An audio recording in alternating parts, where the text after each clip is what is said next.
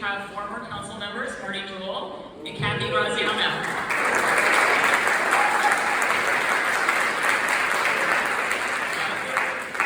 Grateful for your past service and your continued service and dedication to the city of Richmond.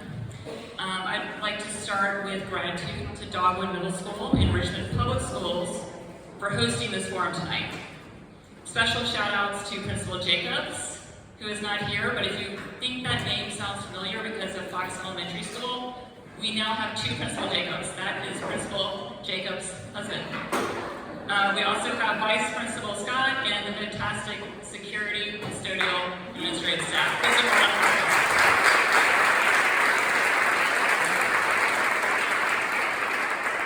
For those that don't know, Dogwood will be in the 2nd District come this next council term. I'm thrilled that they will be joining officially, although we always considered them part of the 2nd because we have so many families that come here. And I would like to start tonight's program by welcoming Lauren Messina, who is the Dogwood Middle School PTA President. Thank you, Councilman.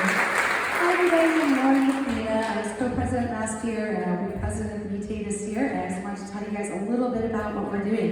One of the things I like to tell people is that it takes a village, right?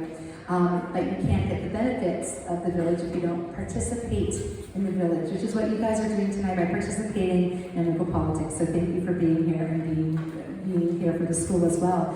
I've seen Dogwood blossom. We were here, my now rising 10th grader was a 6th grader during our lockdown year when he was doing everything virtually. So we've seen the school transform in the last 4 years, and it's been amazing. It's been a rough road. It has not always been easy, which is why I'm going to ask you guys for your continued community support. Did you know that as a community member, you can join the PTA? We have QR codes outside. With different ways that you can get involved. You can join our email list, you can join our Facebook group, you can also make donations. Everything will be happily appreciated with your participation. We have lots of volunteer opportunities. I've seen the arts program, it's growing again, guys. Our kids just participated in a King's Dominion Arts Festival and came out with excellence ratings for their work there. We have amazing teachers who are so dedicated, and now all we need is community support too, with willing hands, willing hearts, and we just appreciate you guys so much. So thank you for being here tonight. We welcome you to Dogwood. We're so happy to have you here, and thank you, candidates, for all being here tonight. We can't wait to hear from you. Thank you, Lauren. Absolutely. Just to reiterate, you do not need to have a kid in Richmond Public Schools to be involved in Richmond Public Schools, and the Dogwood community is a blast. They have terrific events, so please stop by the table, scan the code, and get involved. But to the main event. The point of tonight's forum is to both ensure that the candidates are able to speak to the 2nd District, but also for you to hear from them. It's a two-way street, and I really believe that getting together early is going to help everyone become more engaged and stay involved in these very important local elections. So I'm thrilled that people are here tonight.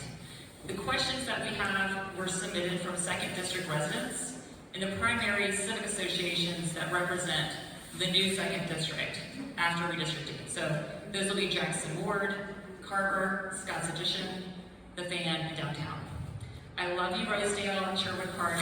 Sorry to be losing you, but we are focused on those who will be voting on the 2nd District ballot in November. Questions have been edited for length and clarity and to ensure that we cover as broad a range of topics as possible. Answers will be 90 seconds, and if a candidate invokes another candidate, that mentioned candidate will have 30 seconds to respond. Applause is welcomed and allowed throughout the forum.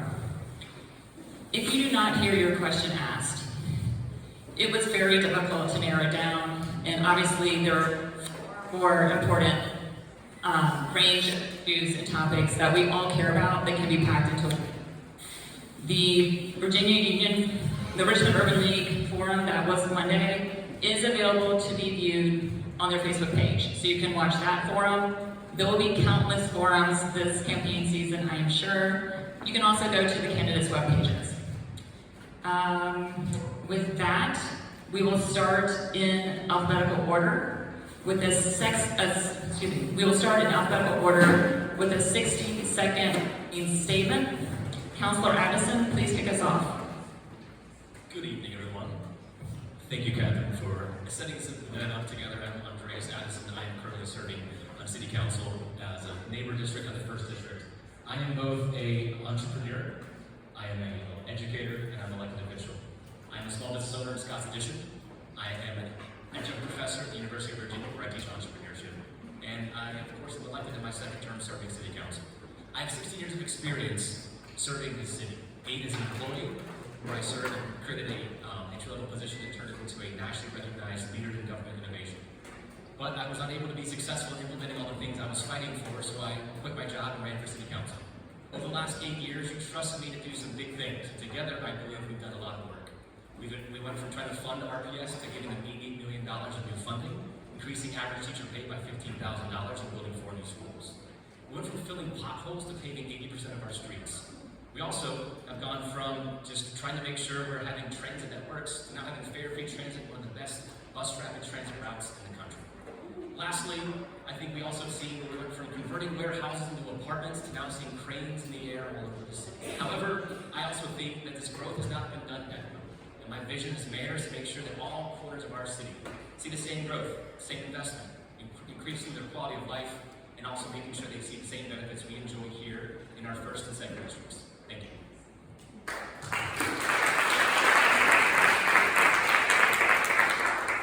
Hello friends, my name is Danny Avula, and I'm really grateful for you all coming out here tonight and showing your love and investment in the city. I moved here originally in 2000 to go to medical school, and at the time we were planning on traveling somewhere else, potentially going somewhere else for residency, we decided that we wanted to be here. We decided to move into the east side of Richmond in 2004, initially in pursuit of the Dr. Reverend Martin Luther King's beloved community, this idea that we could live with people from different races and backgrounds and socioeconomic classes and really be good neighbors to each other. So that has been our lives for the last 20 years. There have been wonderful things about that, there have been really complicated things about that, but in all of that, have fallen more and more in love with the city. What I've recognized is that we need a city hall that responds to the people of this city. Whether you are a Carver District resident trying to put a deck on the back of your house and have to navigate permitting, or whether you're a restaurateur that's trying to figure out what's going on with meals taxes, or whether you're a 7th District resident trying to navigate the gauntlet of social services to try to get access to TANF and SNAP benefits. We need a more responsive city hall that is focused on process and focused on people.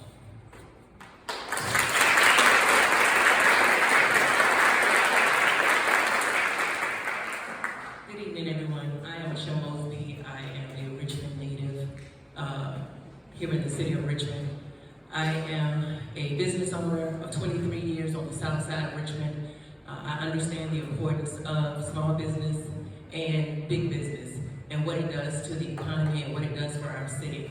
I am a nonprofit executive director of 15 years who works to help our justice-involved community be housed, provide workforce, substance abuse, mental health, because I understand that in order for folks to pull themselves up by their bootstraps, they need some assistance and opportunities.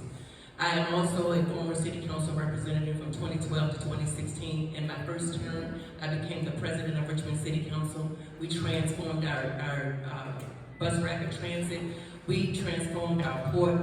We were a council and an administration at that time that got things done. And so Richmond needs a leader that will be focused on Richmond to do all the things the other 2 candidates said, but do those things because they love Richmond and they want to make sure that Richmond gives the services back to the community.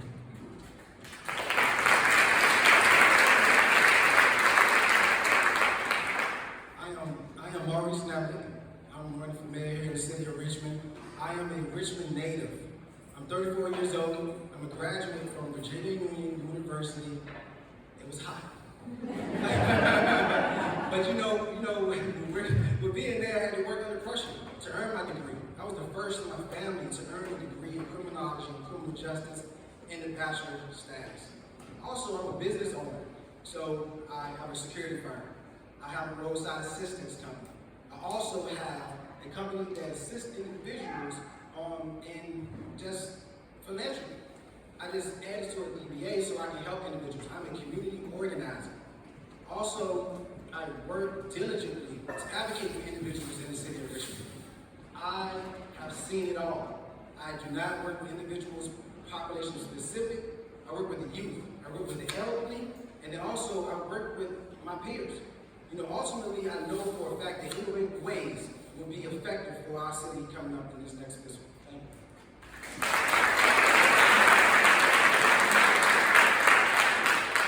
Hi, good evening, everyone. I'm Harrison Rode. It's a pleasure to be here and so nice to see so many familiar faces. And thank you to Councilwoman for hosting us tonight.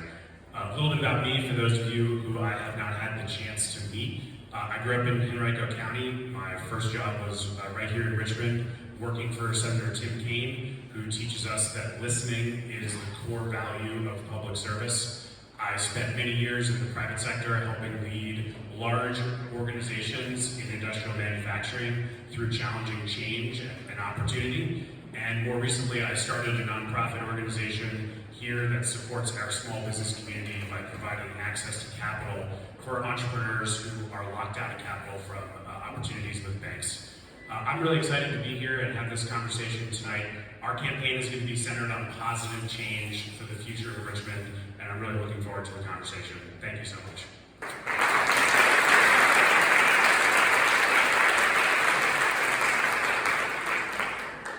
Yes. Oh, sorry. Andreas will be fielding our first question.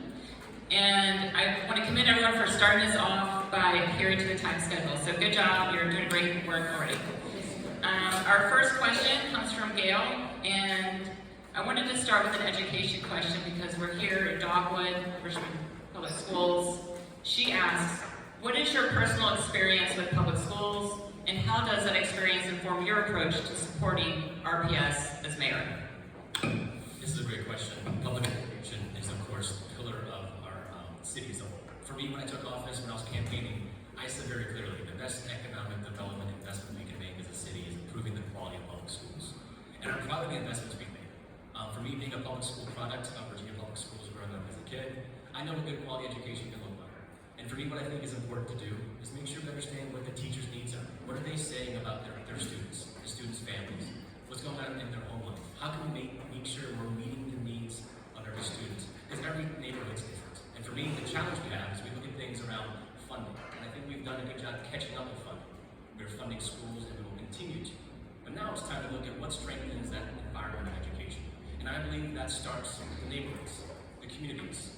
Every school should have access to a library, community facility, park.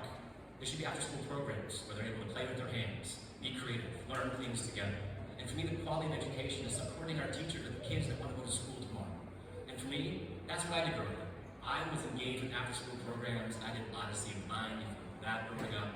I did a bunch of those creative things as well. And for me, that's what we make sure every student has the same access to. Arts, culture, music, athletics, you name it. For me, that's the thing I want to make sure we're investing in next. It's now continuing to invest in our public schools, supporting our teachers and competing in the region, but now investing in the neighborhoods that those kids come from and call home to make sure they all have the same amenities and access and quality of life that we do.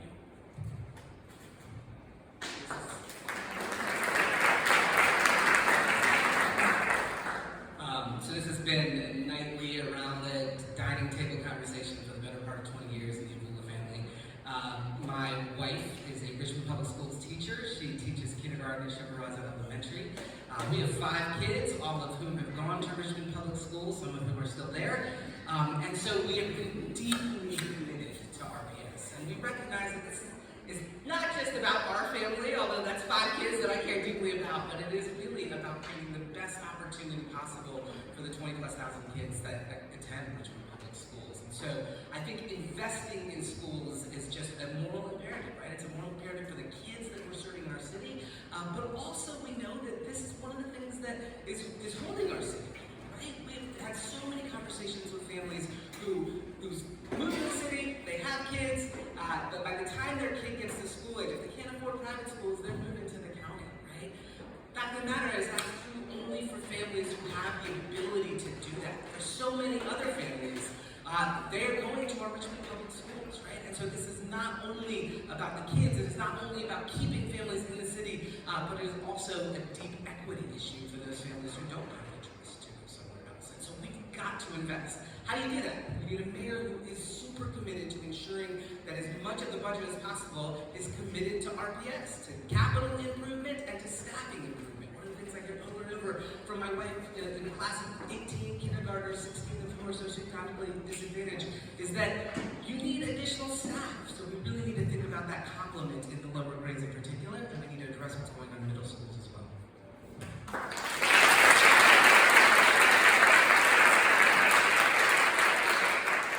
So I had the opportunity to serve on City Council from 2012 to 2016.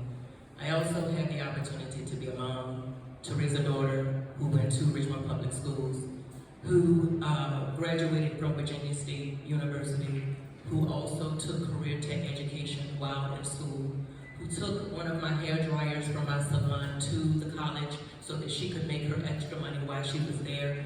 And so understanding the necessary need to educate our young people, indeed. I have proven it as a city council representative, as president. One of the first things that I got an opportunity to do was pull council, the administration, and the school board together, because we have to learn to work in cooperation and not in conflict. And so having those conversations, we were able to discuss budgetary priorities, we were able to build new schools, we were able to work together to fund our capital and operations budget. But not only that, it's important to ensure that we are working together for those young people who are not on track to go to college. And so we want to make sure that we are working for career tech education, working with our school board to make sure that that happens. I'm connected to every school board member that is there. I am connected to every council member that we have. And so working with them is what we need to do. And you need a mayor that will be cooperative, work with leadership from the back, because sometimes coming from the front causes conflict. So you need a leader that can pull from the back where we can get things done. And I've been able to get things done on city council with our school board. I'm asking you to elect me for your mayor.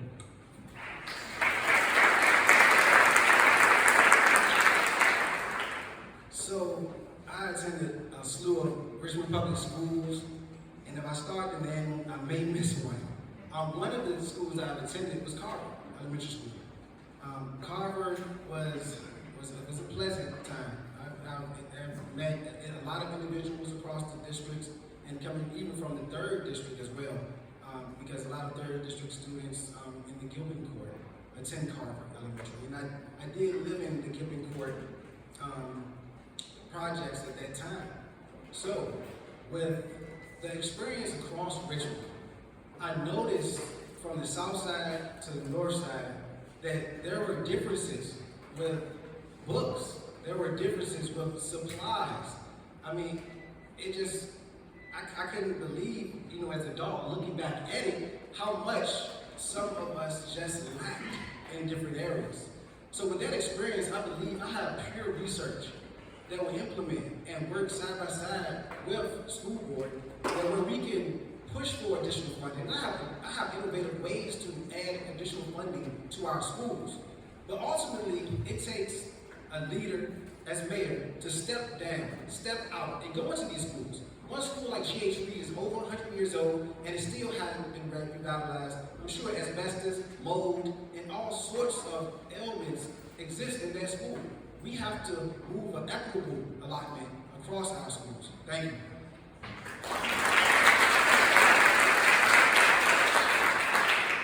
I think a lot of the policy points have been very well covered by my colleagues here, and I think I'll just share a personal point and circle back on one policy item. My grandparents left Nazi Germany in the 1930s and came to the United States. And why they could have tried to go anywhere in the world. Why did they try to come here? Certainly economic opportunity was part of that, but it's because of what we all view the American dream and the opportunity for people to obtain a high quality education, a public education, for every student, for every child growing up here. So you certainly have my commitment that there is nothing more important, not just for our students today, but for the future of Richmond, starting in pre-K and going up through 12th grade, for our 22,000 RPS students to have access to the highest quality full public education. And this is our largest budget line item, and it's something that we need to continue to fund we should give the existing City Council and administration credit for putting significant resources into Richmond Public Schools over the last several years that in many ways are long overdue. They have my strong commitment to continue that investment behind to RPS. I am a strong believer in the future of the system and look forward to supporting it as a champion of it in any way I possibly can. Thank you so much, Dennis. Our next question will go to Civic Association, and we'll start off with Danny Avula. We're just changing out mics for a second. During that interlude, while our fabulous president of the Historic Jackson Ward Association will be asking our next question here, I'd like to acknowledge two of our electeds here today. School Board Member Mayoral White, please say hello, everybody. And we have Council Member Ann Francis Lambert. Everyone give me a Francis Lambert. Okay, thank you. Janice. Thank you, Catherine. I was getting instructions from Smith. Hi, my name is Janice Allen. I'm president of the Historic Jackson Ward Association. And this question is about the current development trends and the impact that they're having on neighborhoods, and particularly historic neighborhoods. Excuse me. I cannot see a thing about my glasses. No. Sorry. Thank you. Okay, thank you. Richmond is always promoted as a city that is known for its unique neighborhoods. And those neighborhoods have their own distinct charm and lifestyle.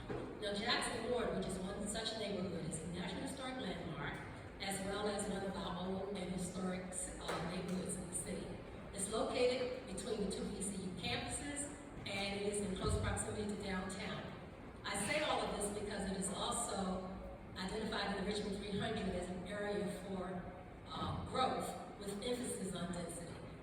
So my question to you is, under your administration, how will you work with all stakeholders to better manage the proliferation and type of density-driven development that's happening in Jackson Ward? How will your administration help this unique neighborhood preserve its distinct charm, which includes its historic fabric and its architecture? To that end, as the city and the community grow, I ask, how will you also enhance your effective community engagement? Thank you so much, Janice. Wonderful question. Thanks, Denise. I think that a couple of things I just want to reiterate from the question. I mean, one, that the city is a city of neighborhoods, and it's part of the magic of Richmond, and it's part of what we want to preserve and celebrate. Two, that our city could benefit from more people living here, and I think we think about increased revenue streams and the tax base that comes with additional people. I mean, that's a real part of our city's path forward, and so we've got to find a way to bring those things. The biggest thing I would say is that as mayor, I would lead a city hall that is prioritizing first and foremost being out in communities and listening to those communities, not expecting communities necessarily to come to City Hall for an evening city council meeting, or have to figure out how do you find another pathway for input, but really that the mayor and their staff would actually go out and meet with community associations, be in neighborhoods, and hear what the concerns of citizens are. So that's the first part. I mean, I think there is just a need for City Hall to get outside of its four walls and really be connected to and supportive of communities. I think along that line, we do want to increase the supply of housing, and that's increasing the supply of market rate housing, it's increasing the supply of affordable housing, and all of that has to be in partnership, in conjunction with the people of Richmond and the communities that they live in. So I think, yes, we want to uphold architectural standards, and there are ways to do that while increasing density. Right? We can, have single-family homes that are converted to apartments. We've seen that happen in the second district here, and I know not everybody loves that, but it does help increase the number of people that can come into the city and find affordable options for people as well.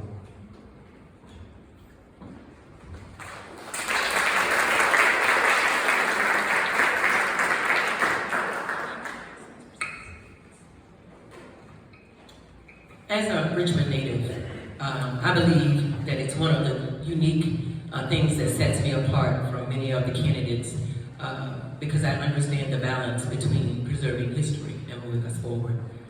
In my experience, zoning and land use development ordinance should balance the residents and businesses in the surrounding neighborhoods. That balance should lead us to an appropriate scale. In walkability, bike lanes, mixed income, and diversity.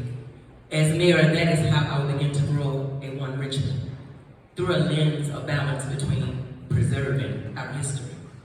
I'm a product of Churchill, North Side, South Side. It's preserving history while growing our entire future.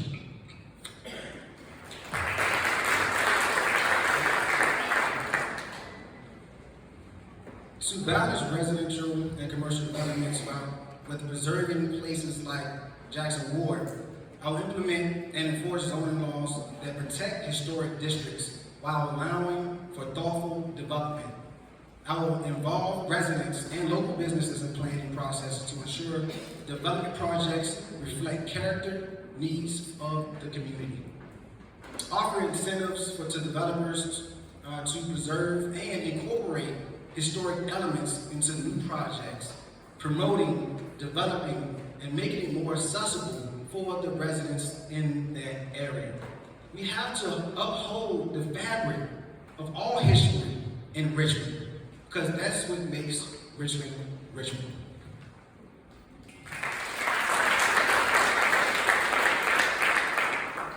Thank you, Janice, for that question. I think it's a great question, and I'll just start by sharing one thing that I love about Jackson Ward. I'm sure we could all share our own. I happen to have a particular love for Penny's Wine Shop in Jackson Ward.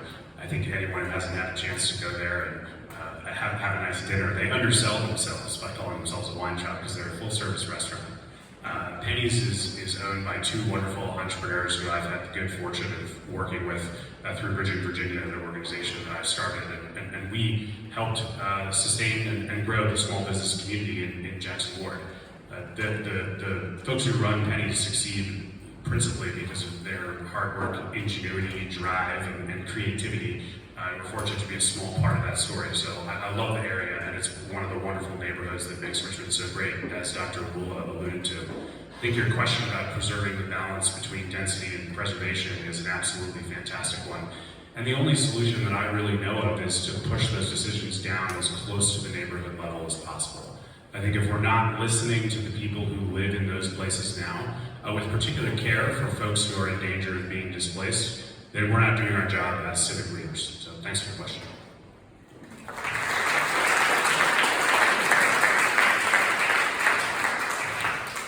You know, I think we are a city of history over many decades and centuries. And I think making sure that we can see that in every building that remains as a testament to what was there before needs to be preserved.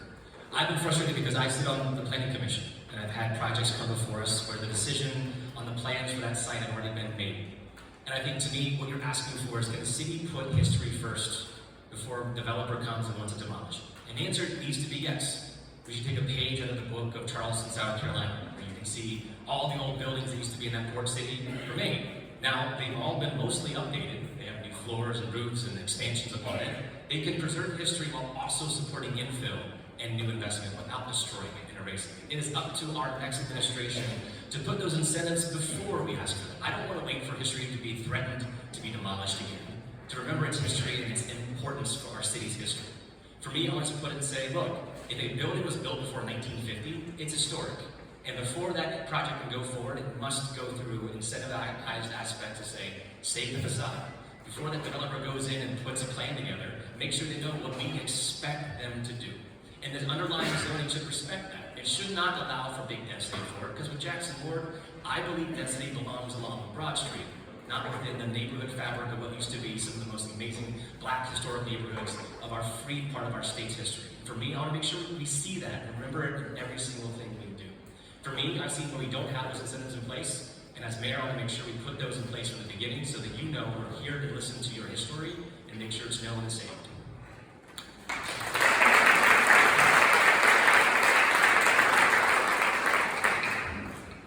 Thank you so much. Great answers. We're going to move to a question about street safety. This is something that is absolutely not specific to the second district. Sam asks, what will you do to encourage safer, more attentive driving in the city? Specifically, how will you address slowing down drivers, distracted driving, and other unlawful behavior like drag racing and red light running? Thank you.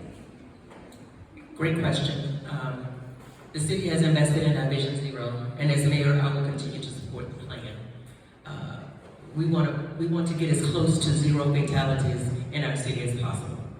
But to do that, I believe we need to do a better job in educating the public on their responsibilities to both driver and cyclists.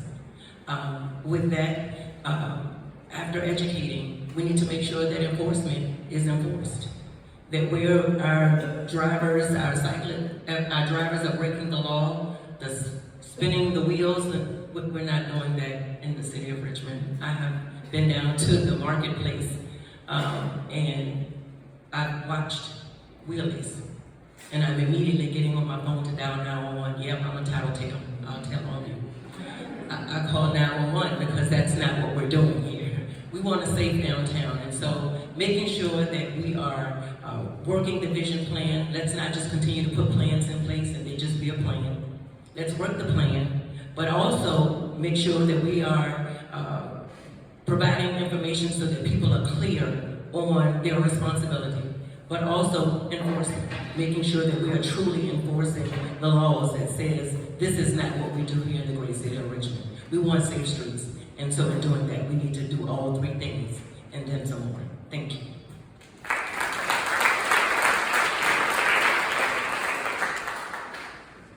That's a major safety concern here lately in the city of Richmond. We have a flux increase for drivers here in the city.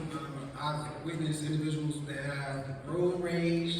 If you drive the speed limit, they may flip a bird and zoom past you. And I mean, ultimately, that's just an issue here in the city. But let me get straight to it with a plan. So what I do look to do is install, as the mayor, install protected bike lanes that will physically separate cyclists from vehicle traffic. Enhance the sidewalk visibility and safety with features like high visibility markers, better lighting, and pedestrian activated signals. Increase public awareness campaigns about road safety and enhance enforcement of traffic laws to protect vulnerable road users. I will work diligently with our delegates to ensure that we do hold individuals accountable with strict punishment when it comes to our pedestrians and cyclists. We hold a ultimate responsibility when we obtain our driver's license. But we have a lot of individuals that do not have their driver's license here in the city. We have individuals that are new to this country. Unfortunately, they're escaping refuge, but we have to still abide by the laws here. Everyone needs to be more accountable, and they have to become more sensible drivers. Thank you.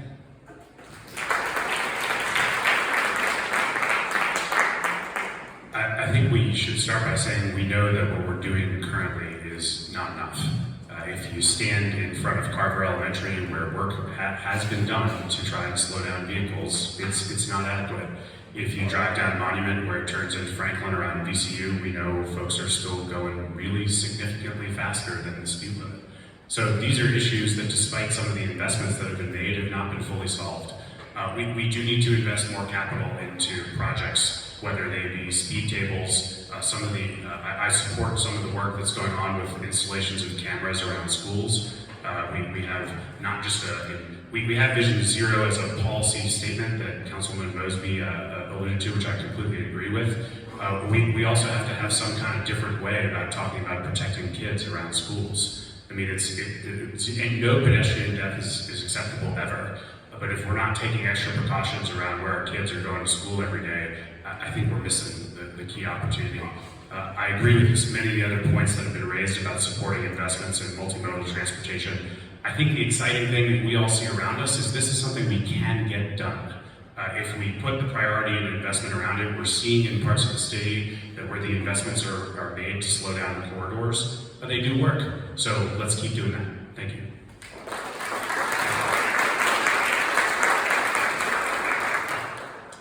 When you tasked me to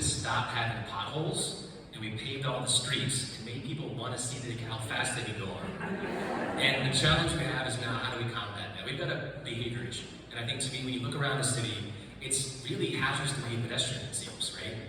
People go up to a stop sign or a stoplight, and they're creeping, looking for the oncoming traffic while you're waiting to cross the street. I've seen it when I'm trying to run along Monument. I've seen it when I'm trying to run to Bird Park. I've seen it when I'm trying to just walk around the Scott's Addition. And for me, that's where we gotta focus. Now, to me, one of the things the biggest things I think we can do is technology. Did you see the article about the traffic cameras that went in front of Patrick Henry? 1,500 citations in 1 week. It was only operating 2 hours a day. Do the math. That many people ignored the flashing lights and the reminding of your speed limit and said, I don't care, I got somewhere else to go. That's not good enough. And the problem we have with our current operation of Public Works is they want data to prove they can make a difference. I fought to lower speed limits, I fought to put in traffic calming efforts, and guess what? It shouldn't take me fighting for that. It should be what we do every day. So for me, I will continue going to General Assembly. I want to implement more technology. I want to put more speed cameras on our high injury traffic network. Let's put in some red light cameras too. I see someone running a red light every single day, and I'm just waiting for that hazardous crash to happen. And now we got to make a really big change. So for me, this is what I'm committing to doing. And the last thing is, let's not wait for a traffic study to show that maybe this fading isn't enough. Let's put a trailer that tracks how many cars, what time of day, how fast they went, without telling them they're speeding or being tracked. We know real life what you're experiencing every day, and we respond to that tomorrow.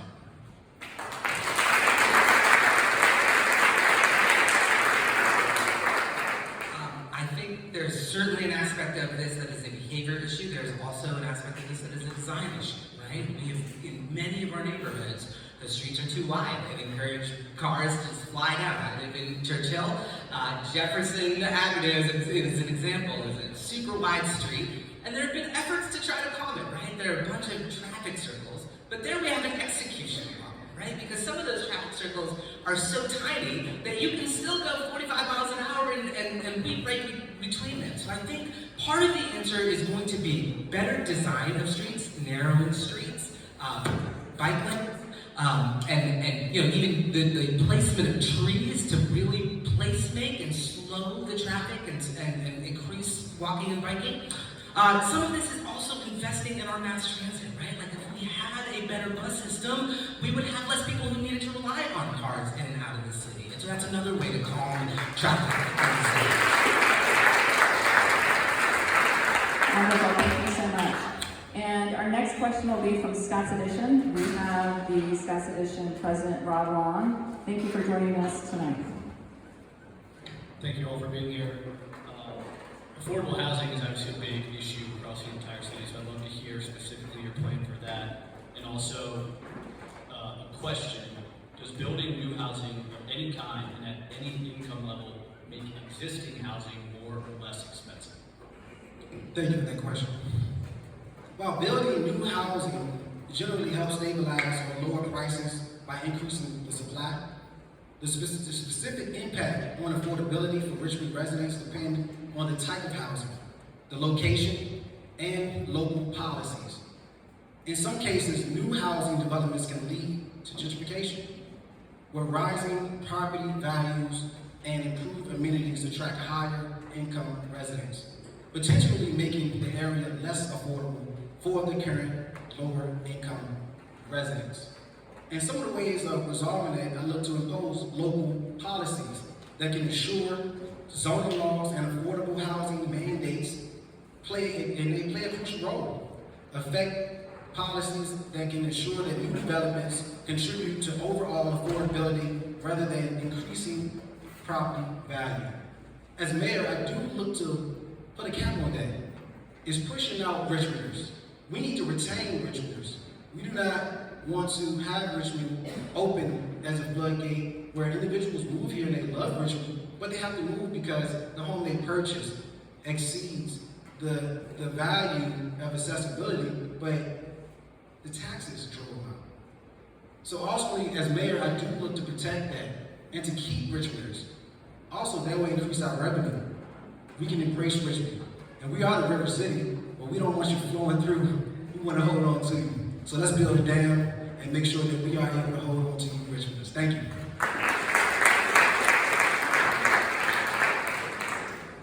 housing, as we all know, is the most fundamental thing to anyone's economic security. One of the reasons that we're all feeling it now, and increases in rent and property and assessments, is it's most people's single biggest cost of housing. So it should be no surprise that as those costs go up, we have a challenge. And we have a really significant issue here. I'll go in reverse order on Rob's question. The first is just in general on affordable housing.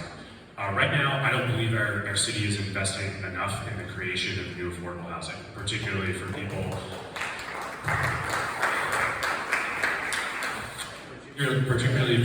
who are unhoused or deeply housing insecure. I don't think there's enough opportunities that exist for our residents, and I think more direct investment from the city and with nonprofits and the private sector as best as we can needs to go into solving those issues.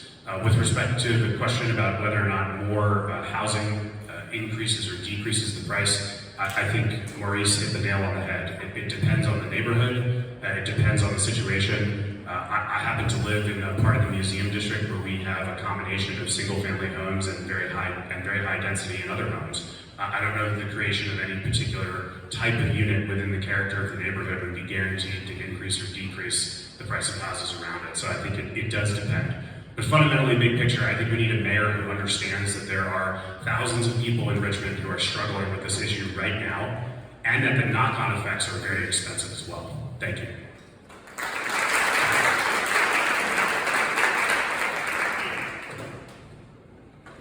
Great question, Rob. And I think there's a supply-demand dynamic of housing, and we've seen the statistics that say we're needing 30,000-ish apartments to meet our housing demands in the region and the city itself. And the challenge we have is that, yes, some of those need to be market-based. Some of those need to be attractive to people moving to Richmond to work at CoStar or some other headquartered business as we look to revitalize downtown and move into our big towers downtown as well. But we have to also think through around the affordability and accessibility. I recently owned part of the first district on Broad Street to match the transit-oriented development zoning of the rest of Pulse for the exact purpose of putting density where I hope we can build affordability and make sure that we can have it so that parents that live in other neighborhoods can walk to the same schools that we do and not have to worry about busing in and out. And their parents can get the work they need to because they're on Pulse. For me, I think the biggest thing is where we want to put our housing that is affordable. There's an affordability component, but I want to put that in the middle of somewhere where they are car dependent. We approved a project in Southside that actually, while affordable, is going to require every resident to have a car. That's an additional cost burden. We need to focus where we put affordability to where it's most useful, where it's accessible to transit, accessible to jobs, parks, green spaces, schools, in a walkable, connected neighborhood so that people feel connected. And for me, that's what I see what we need to do moving forward is all 30,000 units need to be done. But the biggest thing we need to make sure we do is preserve our affordability of those who already call Richmond home. We cannot depend on the increased assessed values of our homes and our multifamily developments to continue to balance our budget. They've increased by 75% in the last 10 years, and to me, we cannot sustain that. So that's why one of the biggest things I want to do is make sure we focus on tax reform to generate revenue where we grow and no longer on your wallets and backs. Thank you.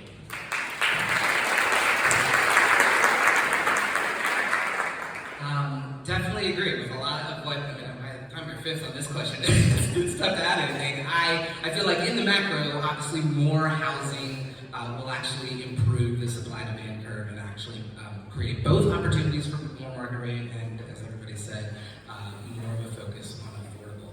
I think as mayor, the priorities in that process would be, one, ensuring that we're not displacing individuals, right? My family story in Churchill for 20 years was blighted properties turning into beautifully constructed, renovated homes. But what happened in that time was that many of my low-income African-American neighbors were pushed out to Henrico and Chesterfield. And so we need to ensure that there are policies in place to keep long-term residents there and to ensure that there are affordable options for residents who don't want to leave the community that they've lived in for years. I think another piece of what has to happen is the function of City Hall that actually feeds that economic engine of new housing, right? Like if we want to bring in more supply to the city, we have to have a City Hall process that's responsive to that. We need to have a permitting that can actually help developers and home builders come through and get through that in a reasonable amount of time, right? So there is actually an aspect of competition here too, because we're losing to the counties because processes are so much easier there. And so a huge part of our focus as a city has to be getting the basics right in City Hall.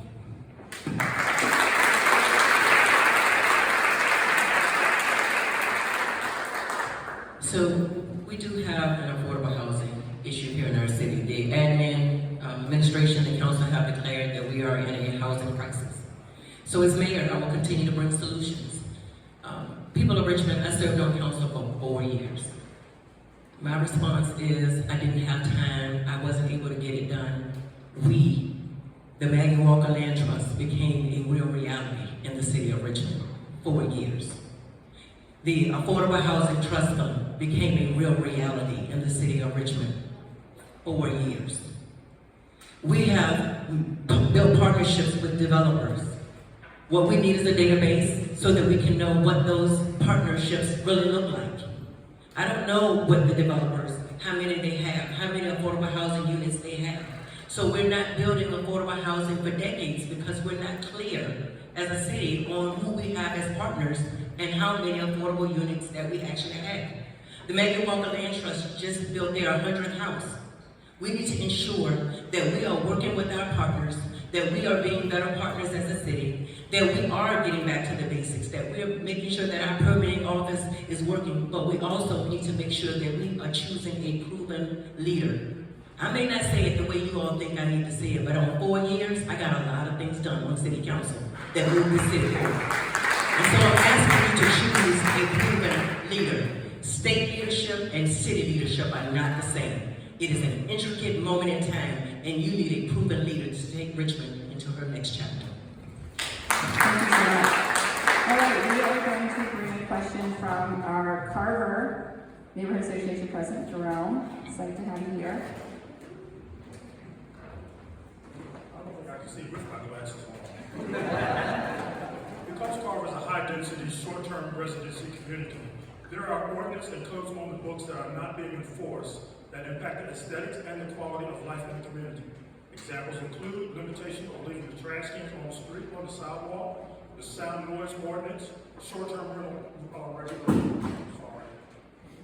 Some of these are unenforceable or not enforced. If elected, what measures will you take to ensure that ordinance on the books can be enforced and newly written ordinances have components that allow for citations and enforcement to occur?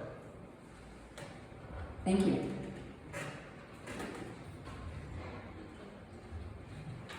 Harrison, it's your turn. I have 2 jobs. One is Maurice and I are seatmates a lot, and sometimes we just have to have little side conversations. Thank you, Jerome, for that question. The question on code enforcement is great. First, let's start with ones that are unenforceable or not written the way we want them. I think the solution there is to integrate the city council and work with them to rewrite those ordinances in a way that are truly enforceable. For ordinances that are on the books and not being well enforced, and I think we all know there are many of them, and they are not just confined to the issue of trash can collection. I don't know what to share other than I think we need to set some very clear goals for enforcement and hold ourselves publicly accountable for meeting those goals. And it's not just about ordinances. I mean, we have challenges in basic service delivery for our residents. Something I shared recently is it takes 118 days for a resident to hear back from City Hall if they have a question about personal property taxes. I think whether it's something like that you're looking to improve a service delivery time or looking to improve an ordinance execution, you have to tell the public what your goals are going to be. And then you have to explain to the public if you hit those goals, miss your goals, and what you're going to do to improve it. I mean, that's how change works. So I think we have to partner with the folks in the building who are doing the enforcement and work with our community members to focus on the highest areas of priority. But most importantly, let's hold ourselves accountable as an administration and a community and do that in a public way. Thank you.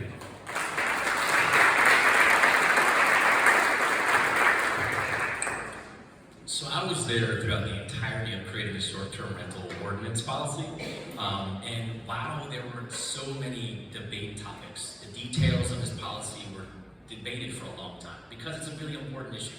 A lot of them related to protecting your neighborhood and not losing housing stock as we're in a housing crisis. And so all these are balanced in what we have before us. It's good, it's not perfect, but I think what we're seeing is we need to make sure that our neighbors are good neighbors. You have to take your trash can and your recycling bin back after trash collection day. You can't be a nuisance late at night with with loud music or have people over in the backyard where everyone else can hear it. You gotta be finding ways to be just good neighbors. And for me, when you look at short-term rentals, we're opening that for other people to come into our neighborhood, and when they don't comply, we get upset, understandably so.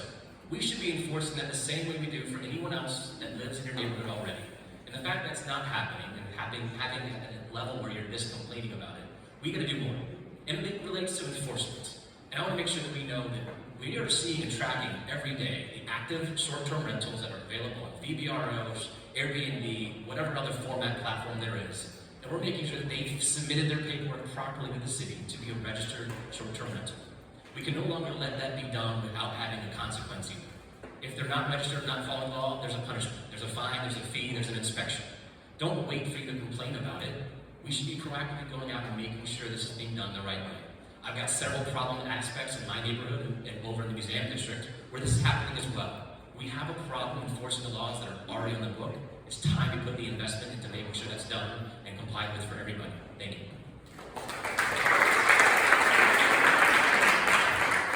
I think the challenges of enforcement, we've talked some about this, but really lies initially with the actual ordinances that it's written, and so therefore a lot of time and attention and detail needs to not only happen at the administration and city council level, but really through a participatory community process to ensure that the needs of the community are accurately reflected in the ordinances that's developed.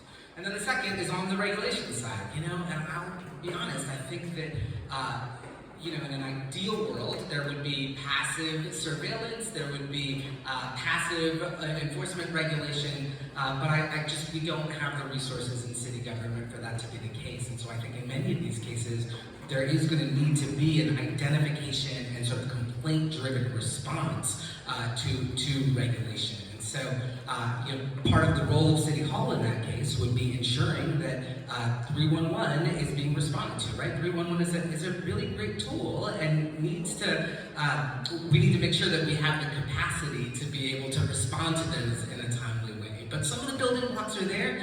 It then is just about the attitude and responsiveness of the City Hall workforce to ensure that the ordinances are being upheld.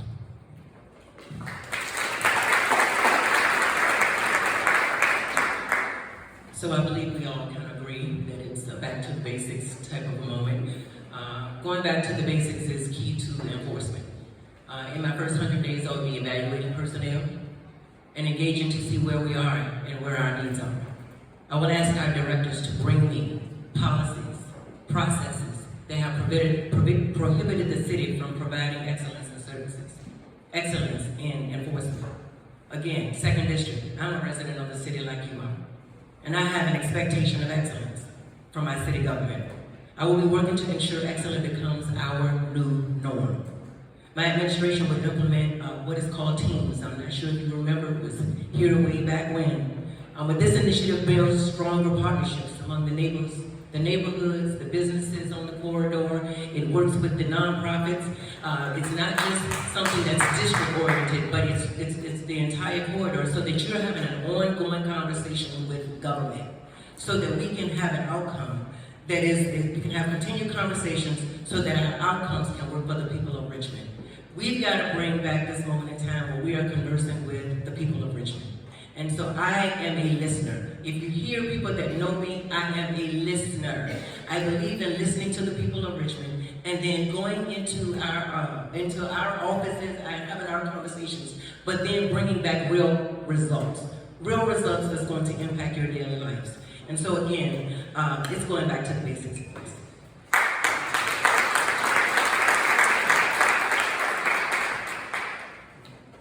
I'm pretty much militant, but I do have a humane side, so I do want to make sure I keep a structure. I want to give you a plan, a resolution. So I will, as a mayor, I will allocate additional resources in the city's budget, specifically for hiring and training more enforcement officers dedicated to overseeing the long, short-term rental compliance, utilize technology to streamline enforcement processes, such as automated monitoring systems and online platforms for reporting violations. I will implement or adjust short-term rental registration fees to fund increased enforcement and staffing to ensure that the program is self-sustaining. Complex issues, simple solutions. Thank you.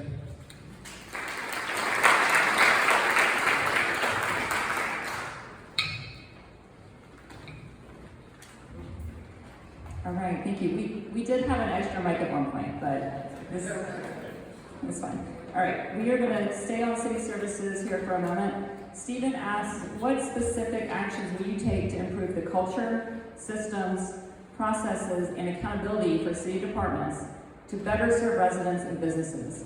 This includes addressing ongoing issues at the Department of Utilities and the Finance Department, among others. Thank you. Well, as the only candidate who actually has worked in City Hall for 8 years, I've seen firsthand how City Hall works and functions, and I've also seen why it doesn't.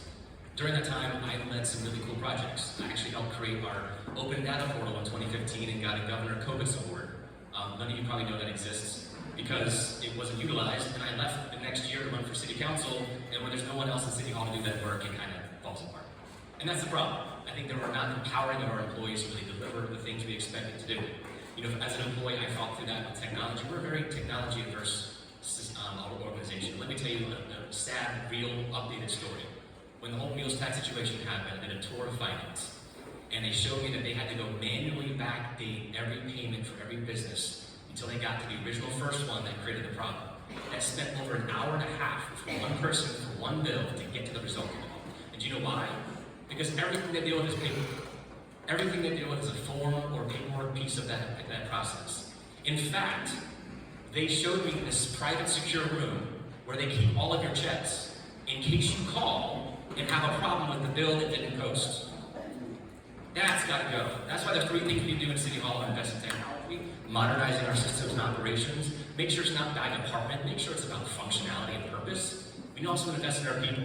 We invest in our employees that do a great work. They're trying really hard to use the systems they have, and they're not given the tools to succeed. Let's empower them to make the difference and give you the customer service you expect and deserve. And lastly, let's automate some processes. Let's be in the 21st century.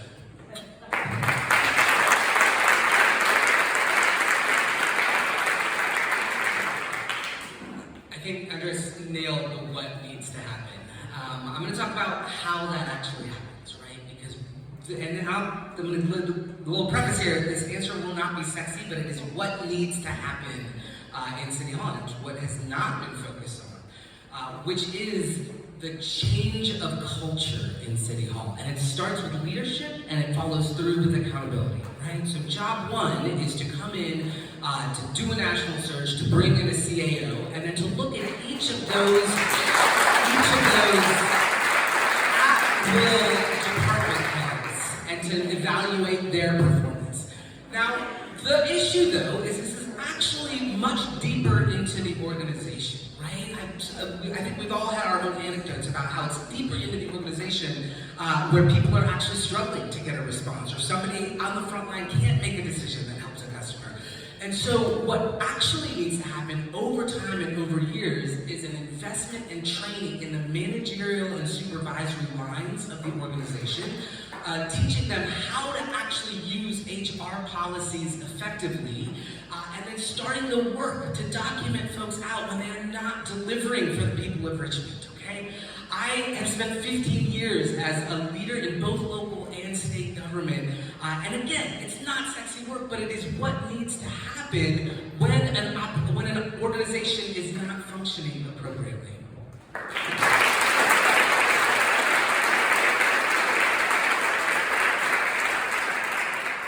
So I think the men to the right have really hit a lot of nails on the head. Agreed. I'm walking in the door. I'm walking in with a consultant firm that's going to assist me, so I am hitting the ground running as we continue to do a national search for a CAO, making sure that we are continuing across the board to make sure that our employee pool is competent, that they're the best and the brightest for the people of Richmond. But let me be very clear with you.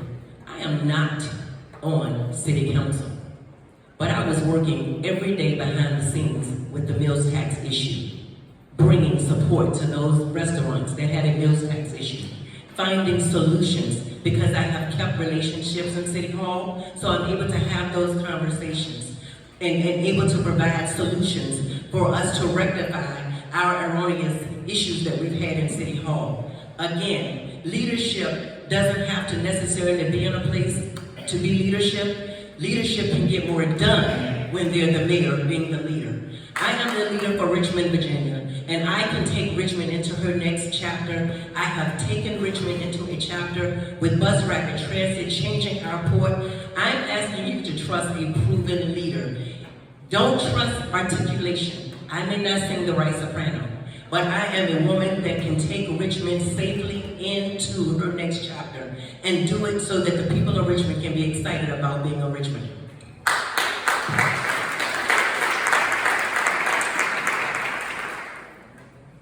Ultimately, accountability is key. And we have to be an accountable mayor. We have to be an accountable community. And it's going to take support. And I look to support City Hall. I look to cultivate and provide career development. But let's dive in.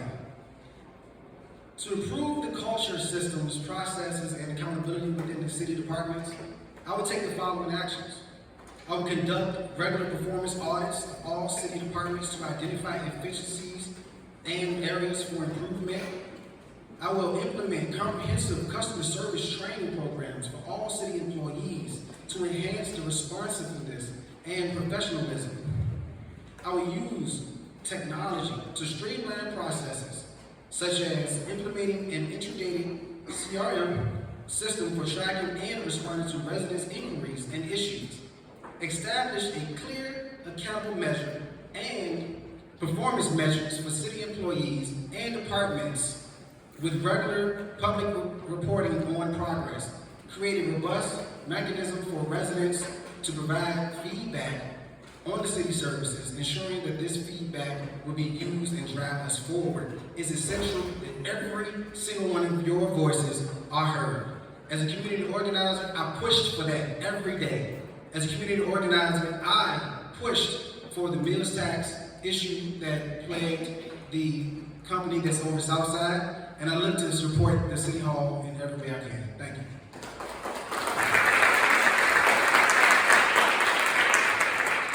At its core, this is a question about leadership and leadership style. And I have a little bit of a different philosophy than some of what's been shared. And I come by it from helping large organizations go through challenging change in the private sector and starting a nonprofit from scratch that serves dozens of small businesses. These are things that I feel in my gut and in my heart from seeing it happen. Leadership is not a pyramid where someone stands at the top and hires a couple people below them and pushes everything down. Leadership is the opposite. Leadership is working with the people who do the work every day and asking them how their lives can be made easier. That's what leadership is, supporting those people. There is no amount of supervisors or people at the top of the organizational chart who are going to fix the challenges that we have. It's going to be the folks who do the work every day. So if the next person is not laser focused on supporting those individuals, not just with their moral authority, but with their pocketbook, we are not going to deliver the change that's been described here. That's the style of leadership you can expect from me. Thank you. Thank you so much. Our next question comes from the fan asked by Rebecca Keller, our Fan District Association President. Good evening, and welcome to the fan, and to this beautiful historic building. Last fall, a developer raised historic storefronts in Church Hill without a permit, despite orders from the city's Commission of Architectural Review to maintain the building's historic facades. The city fined the developer $200 and was issued a zoning violation. How do you prioritize the creation of a substantive anti-demolition ordinance to protect our historic properties? And how do you plan to support the current cultural resources management plan that's currently under development with regard to this next upcoming General Assembly legislative agenda?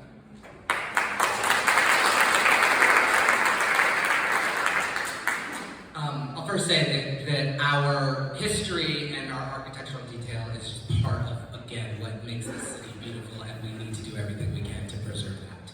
I think this particular egregious case is almost laughable, right? A $200 fine, a zoning violation. I mean, we need to get much more serious about bad actors when they are acting, decidedly against what the city has set forth. And so the fines and the response needs to be much stronger than what we see here. I think too often, developers feel like there's no one awake in City Hall to actually address some of these issues, and too often they've been right. And so part of this is making sure that we have the strength in our ordinances and in our legal infrastructure to actually respond in a much more swift and actionable way. Part of it also, though, is City Hall being a better partner, right? Like this is not a good example, but I do think there are many cases where developers would preserve architecture if we had more conversation, more help from City Hall, somebody navigating them through the process of how they can do this. And so I do think part of our responsibility as a city is to ensure that we are working with and not falling asleep on the job and walking side by side developers so that we can preserve the architectural beauty of our city.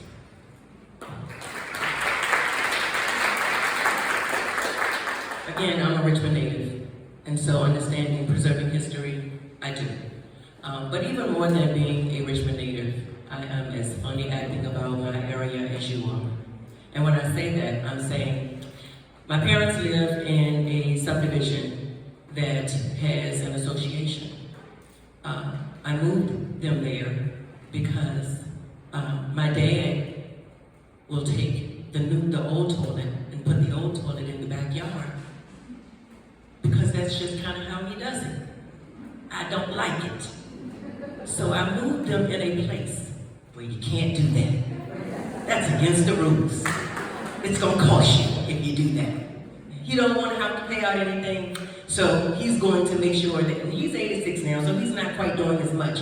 But I want you to understand that's how important it is for me as mayor to ensure that we are enforcing, that we are making sure that we are putting real enforcement policies in place, and then we are doing what we say we're going to do. I was the only council representative when I served from 2012 to 2016 that there was a window thing that was happening. And everybody was looking at me like I was a little off. But I get it. Because again, I understand that if you decide to move in a community, in an area, then you know the rules and regulations. You know what is already set in place. And so let's work towards not coming in to trying to be bogarting and changing, but let's work toward being in that community. So again, I'm with you, and I'm going to have some enforcement so that we can make sure that our communities are preserved and that enforcement is true enforcement.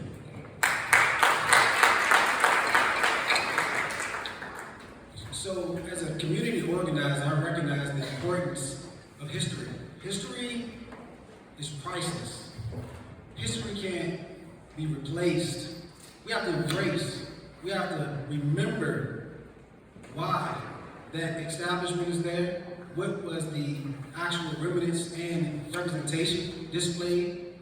But as a community organizer, I sparked the push for the Richmond Community Hospital. We have to preserve history. And as the Richmond Community Hospital, 1209 Overbrook Road, we have to, in the fame as well, establish an enforcement and firm understanding that community would not allow that to happen. $200. $200, we spend that, meals tax, but we spend that on a meal, almost sometimes. But we do have to enforce the codes. We do have to implement mandates that will prevent businesses from doing that. It's almost as close as a safety concern. You have to address the safety concern for the population of the community. History, we have to preserve that for the population of the community, the legacy. And that's something as mayor, I will be out at those locations, definitely when I come out, because I love people. I love people, so, and I love history. Thank you.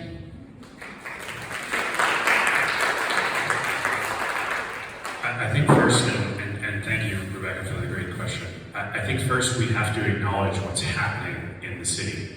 I was knocking on doors on Hanover earlier today, and literally the majority of the people who I spoke to moved to Richmond in the last 5 years.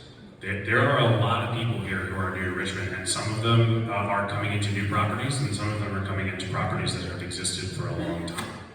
I think this is all about balance. We clearly have to have respect for the history that we have here, and we have to have respect for not just the economic attributes of tourism, but also the feel that makes us all so excited to want to live here and be here for the long term.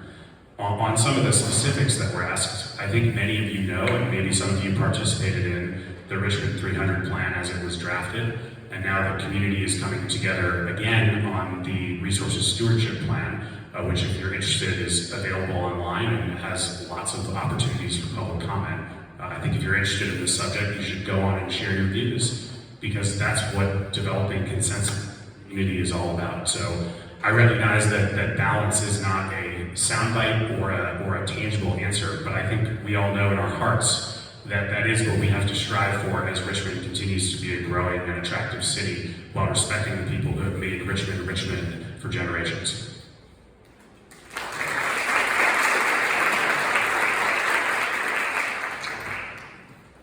So this is a great question. Thank you for this one. And as somebody who has, I learned history in 2016 when I was knocking on doors. There's a little tract of a neighborhood tucked away north of Patterson near Libby called Westwood. And it was the first freed African-American slave neighborhood in the city.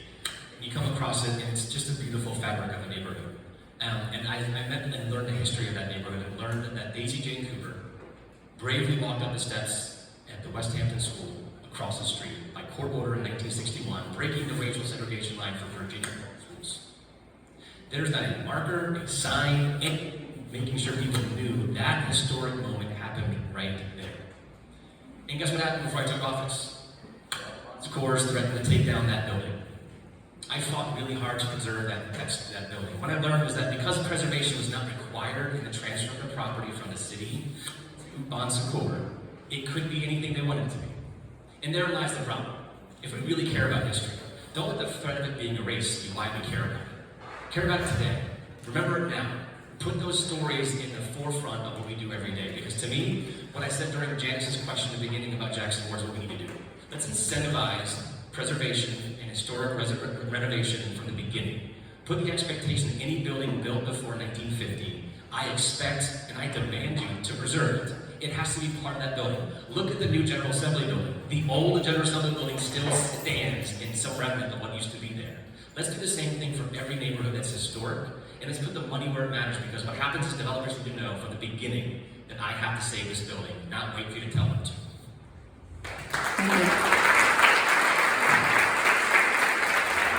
Okay, our next question is from Susan. She asks, what will you do to both make the city of Richmond more resilient to the effects of climate change and to ensure that as a city, we are doing our part to combat climate change? Great question.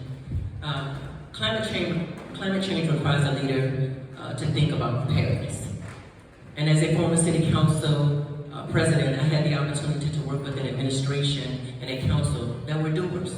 We understood the impacts of climate change, what they could have on the city, and that is why we funded a position that resulted in the sustainability plan. I also had the opportunity to partner with 7th District Dr. Cynthia Newbill, who and was a part of the food desert, bringing the market at 25th so that we could bring closure to the food desert in the 7th District. As well as working closely with the administration and council, we had the opportunity to bring the Pulse into the city of Richmond, transforming our transportation system. Richmond needs a leader who is forward-thinking and who will think forward to ensure that our Richmond is growing, but not only is it growing, but preparing itself for what we're seeing during these moments in time with climate change. And I'm Michelle Mosby, and I'm hoping that you will begin your vote September 20th is when the vote starts, with an effective leader that is proven that she is prepared to take us forward with climate change. As mayor, I will prioritize making Richmond more resilient to the effects of climate change by implementing a comprehensive climate action plan.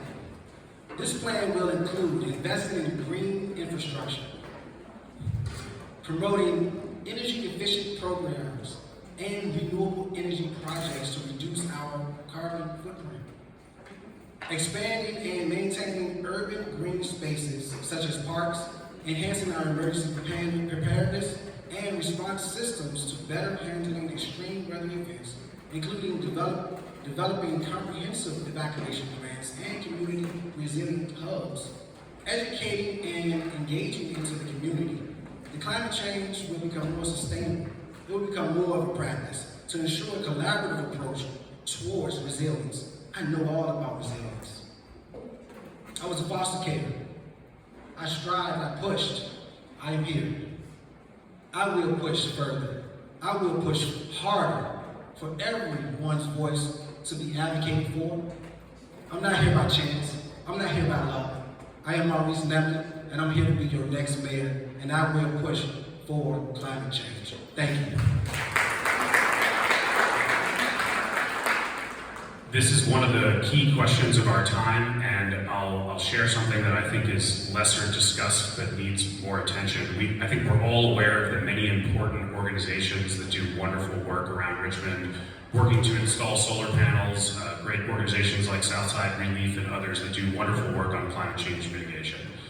But the fact that I think is not discussed enough is that as Richmond taxpayers, we are owners of a natural gas utility.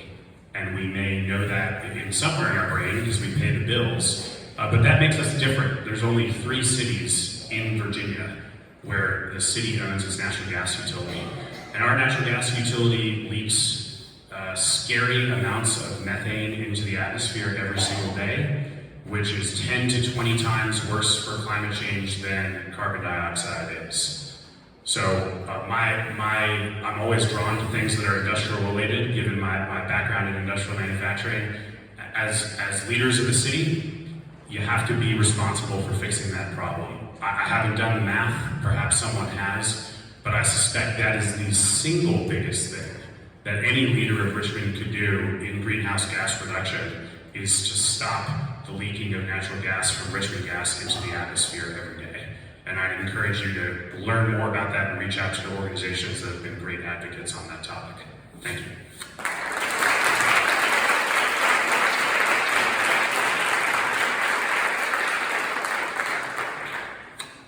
Well, you have resilience and sustainability and climate person as your council person. So a lot of the things we're talking about, I think, are attributed to her passion for this topic specifically. You know, I'm really proud of the work that's in the RVA Green 2050 plan. I'm not happy that it's only 12% implemented. As mayor, I want to make sure we support all the things needed for programmatic investment in our infrastructure to support the rest of the 88% to be done. And as mayor, one of the things I think is most important is we're going to look at the fact that we have old infrastructure, and we've got severe weather and storms that are coming. And when they come, they dump a lot of water. And we have a lot of trees, and we have a lot of leaves, and we have a lot of things that create clogging of our infrastructure that is a lot of times still terracotta, which I think from utilities and public works, and it really bothers me that we have that old an infrastructure that in 200 years this city has not been updated. So for me, one of the things I think is most important, we've got to look at our infrastructure, how we invest in our cities and our resiliency. For me, one of the things I think is also important is I also think we need to bring back leaf collection. I think we need to make sure we collect leaves and make sure we're not clogging all of our alleys and making sure that water is just going down and getting clogged up, because every time it rains, it floods back up, right? We've got intersections in the Van, in the museum district like I have, that flood every time it rains. Let's stop that, because I believe that service is more service around protecting our infrastructure than that.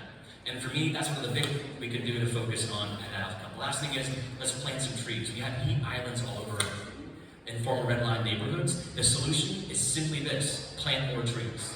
Let's focus on trees, our infrastructure, and invest where it matters most. Thank you.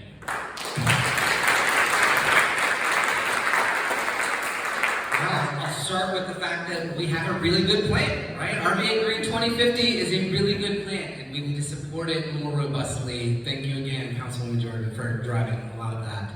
We need to support multimodal transportation, right? We know that one of the long-term macro contributors to climate change is reliance on cars and fossil fuels. And so the more that we can do to invest in electric bus transit, in bikes, in pedestrian infrastructure, the more we will support a move away from that.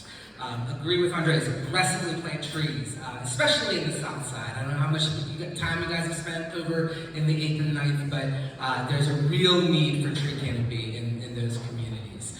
I am actually next week going to visit Happily Natural at the Sankofa Orchard. They're doing a lot of this work, and they're doing it with grant money that is coming from our sustainability office. And so I think our city has made some really good decisions. We need to fund it more effectively and really push for a more aggressive implementation of that. And then I think, there's a lot of local flooding that's happening in different communities, and so there is a need for us to upgrade our stormwater infrastructure to make sure, because what happens is that when standing water exists, I'll just my public health hat on, one of the impacts of climate change is increased vector-borne disease. And so we really need to address the well on 9 Mile Road off of 64 and at the intersection of the Lee Street Bridge and so many other neighborhood or spots around the city where we have really high mosquito counts.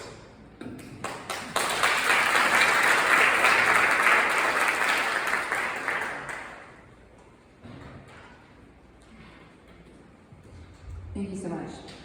All right, moving on to question number 9. We're thrilled to have our president of the Downtown Neighborhood Association, Anthony Bryant, with us to ask his question. How's it going, everybody? Good. Broad Street represents the heart of Richmond as it runs through downtown. It is home to diverse businesses, retail spaces, restaurants, arts and culture organizations. As mayor, what will you do to ensure that Broad Street and the arts district that surrounds it will be vibrant, creative, and accessible by diverse small businesses or organizations in the future?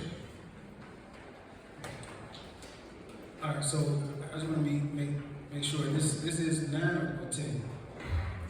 This is the current question. Thanks. Yeah, we're trying to keep track. All right, so I will create programs that offer low interest loans. I will implement zoning policies that favor mixed-use developments and provide incentives for businesses. I will foster partnerships between the city, local businesses, and art organizations. I invest in infrastructure improvements, including better lighting, sidewalks, and public transportation options. I will develop a robust marketing campaign for Broad Street and the Arts District as a premier destination for art, culture, and commerce, drawing visitors from across the region. Thank you.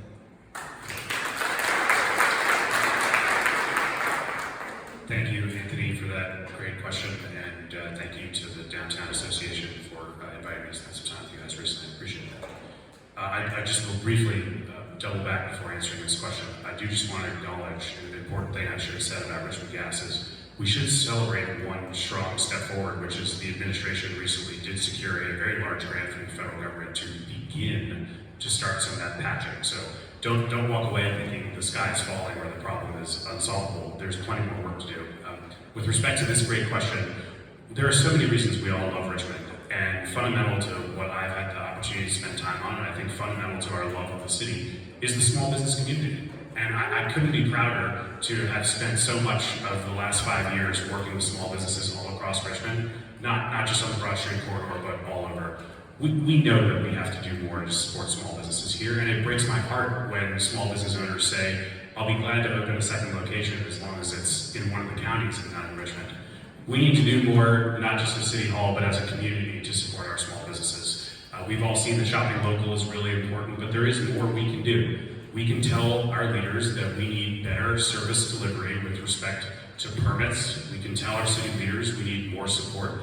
I wholeheartedly agree with Maurice's comment on low interest loans. That's what I've spent so much of the last few years working on for small businesses. And the city, in fact, has a fund for that is deeply underutilized for a variety of reasons. So we do have the tools to support our small business community. Thank you.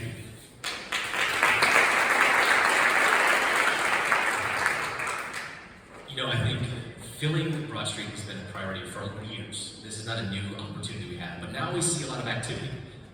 To me, the problem we have is Richmond's not quite the best first place people want to open a business. And it's because a lot of the articles you see in the paper.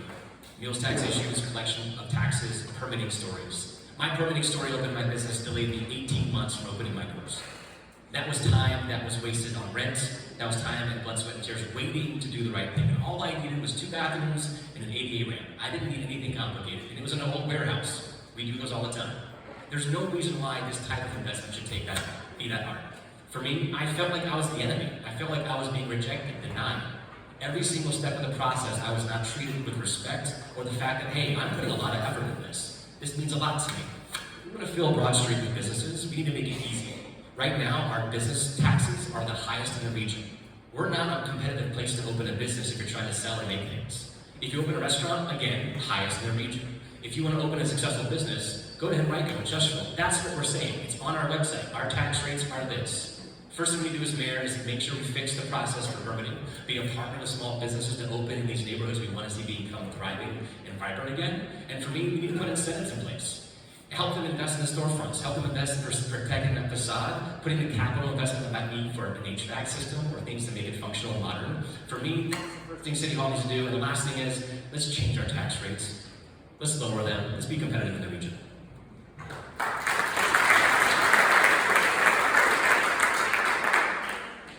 I feel like downtown was really on the up and up pre-COVID. I remember sort of, I worked downtown, there was a lot of vibrancy on Broad Street, and that has really gone away in the last few years. And so I think there's certainly some real assets, both the great Downtown Neighborhood Association, but also Metro Richmond that have a plan that we can really lean into. I think there's low-hanging fruit, right? We can add more lighting. We can actually put trees in some of the MG tree wells. We can limb up some of the trees so that that downtown promenade feels more walkable and more safe. My wife and I were out on a date just a few weeks ago, dining out for Pride at Dim Sum, and it was dead. I mean, it was really, there was no one there, and the rip-roaring cars driving down way too fast. I mean, so I think there are things that we need to do again in terms of design to calm traffic on that road so that it feels like a place that people want to be, so that it feels right and vibrant. Supporting small businesses is absolutely the key to that. We've got to do all of the work of City Hall being a better partner to small businesses. We also really need to invest more in luring minority-owned businesses to come and be a part of that downtown mix. Because I think, again, part of the beauty of this city is the fact that we have such a diverse population, and we want our businesses and that Broad Street corridor to reflect that. And then we've got to support arts and culture. We've got VCU anchoring at one end, we've got the new CoStar building coming in. I think there's a lot of opportunity to support arts and culture moving forward.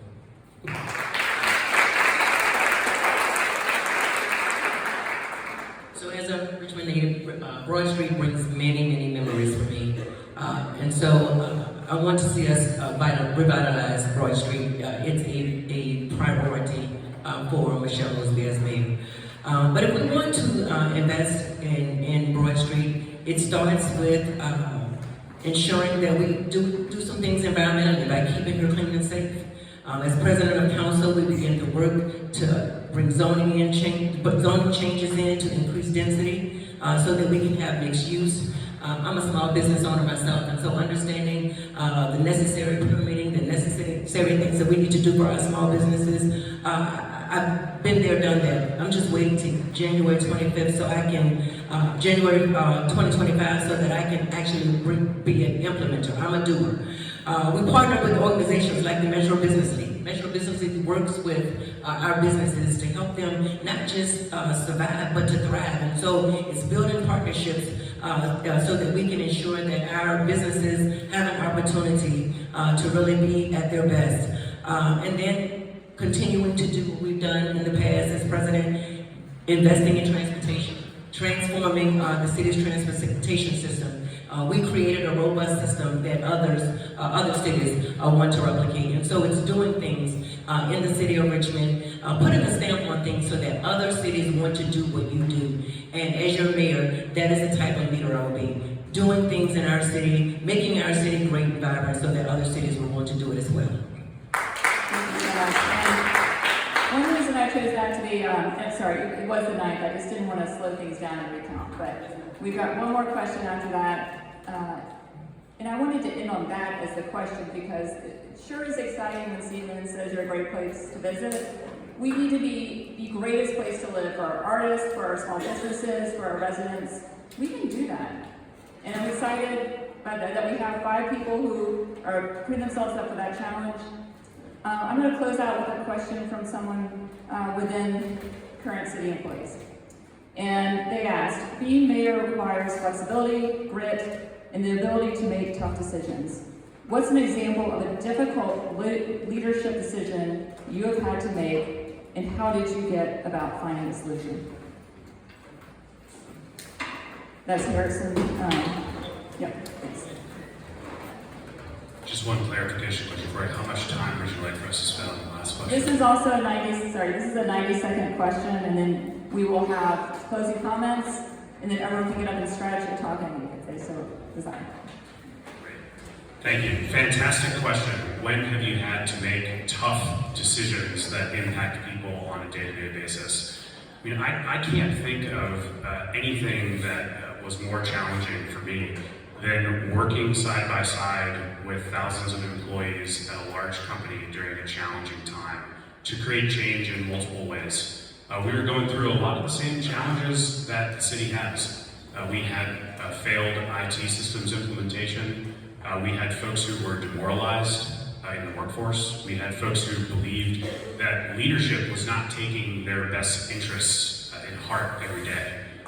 And the reason why that was such a difficult but ultimately transformative experience for me is because it showed me very clearly what I think good leaders do.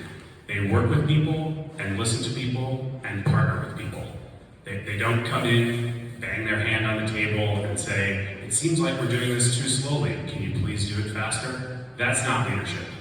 Leadership is working together with people to drive change. So I'm very proud of a lot of the work that I've done, not just in the private sector, but also starting a nonprofit here in Richmond that delivers real change for people. That's what being mayor is all about, creating opportunity for the residents of Richmond, not just today, but for generations to come. And I know we can accomplish that if we work together. Thank you.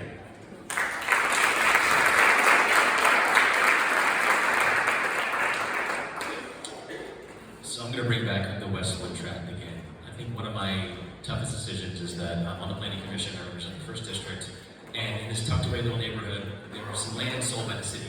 And to the developer that received it, there was 2 lots, and there could have been 3. And they built a house, and it terrified the neighborhood. It was an affordable house by the definition by HUD, but it was way more in value than any house currently really in proximity to that house. So the neighborhood was concerned because they see this happening across the city, investment coming in and displacing people. And knowing how much I cared about that from what I learned during my first term and helping try to preserve that history, we put up 2 historic markers celebrating what that means to our community, for the country to see. And for me, I want to make sure we told that story moving forward. So there's an SUP, special use permit, to build 2 units adjacent to the pool. And the neighborhood was very concerned. They came to me very adamantly. The project was fine. It fell in line with everything, zoning, height was fine, setback was fine. The only thing they needed permission to subdivide the parcel. But I knew that the negative impacts were going to be so significant for the rest of the neighborhood that I really cared a lot about, that I wrestled with really making that decision. And over time, I worked with the developer, and I talked with the legal assistance of the whole process, and I ended up rejecting the SUP. And the thing about that rejection is that it's unprecedented for the most part. We don't reject a lot of SUPs on council and planning commission. But due to history, due to the impact of that neighborhood, due to the fact that this is going to potentially change and open the doors for other neighbors to come in and displace existing renters, because a lot of the neighborhood is renters. A lot of them are African American. Last thing I want to do is open the floodgates for that to happen. And that was a tough decision I made through the engagement of that community, and I'm proud of what we did together. Thank you.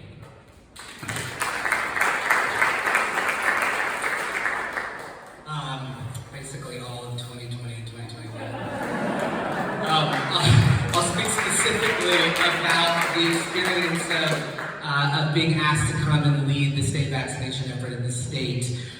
January 6th, 2021 was a pretty momentous day in this country's history. Also happened to be the day that Governor Northam was introducing me as the state vaccination coordinator. And when we started, Virginia was 49th out of 50 states in terms of getting shots in the arms. 2 weeks later, we dropped to 50th. So rough start, but over the next few months, what happened? One, we broke down the silos in government, and we reached outside of the health department to the chief data officer, to the folks in to the folks in communications, and we connected with local governments and local communities to build partnerships. 2, we listened deeply to what communities were saying about why they didn't want to get vaccinated. Was it an access issue? Was it a historical issue? Was it just uncertainty about what the vaccine would bring? And 3, we were super focused on outcomes. Every day we would sit in the situation room and we would look at where we were on the wall, knowing that that number represented hundreds and thousands of lives that we needed to protect. And so that focus, that partnership, that listening, and that focus on outcomes resulted in Virginia becoming one of the top 10 states in the country in terms of vaccination.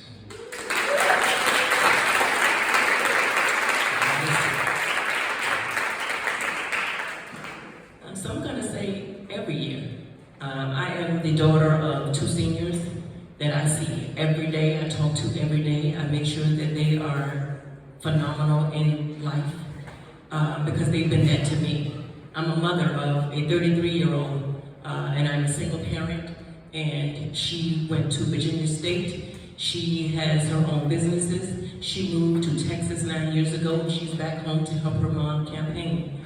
I am a 23-year business owner in the city of Richmond. I have 12 employees from the ages of 22 to 42. You can imagine how that is in the salon.